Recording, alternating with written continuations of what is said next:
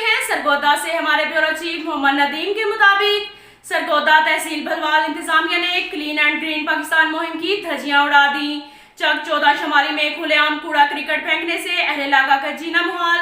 Assistant commissioner Bhalwal को बार बार आगाह करने के बावजूद भी इंतजामिया की खामोशी लम्हा फिक्रिया।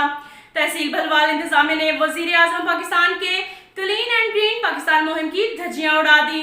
चक 14 शुमारी तहसील भलवाल में इंतजामिया की नाअहली, लापरवाही और मनमानियों ने पूरे गांव का जीना मुहाल कर दिया। इंतजामिया की जानिब से खुलेआम कूड़ा क्रिकेट फेंकने से अहले इलाका सरापा एहतजाज। इलाका मकीनों का कहना है कि बदबू और ताफुन ने हमारा जीना मुहाल कर रखा है।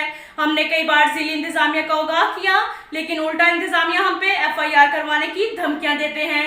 खुलेआम कूड़ा क्रिकेट फेंकने से इंसान तो इंसान, हमारे जानवर भी मुतासिर हो रहे हैं। क्या हमें साफ सुथरे माहौल में जीने का कोई हक नहीं? अहले इलाका का डिप्टी कमिश्नर सरगोदा आला हुकाम से सवाल।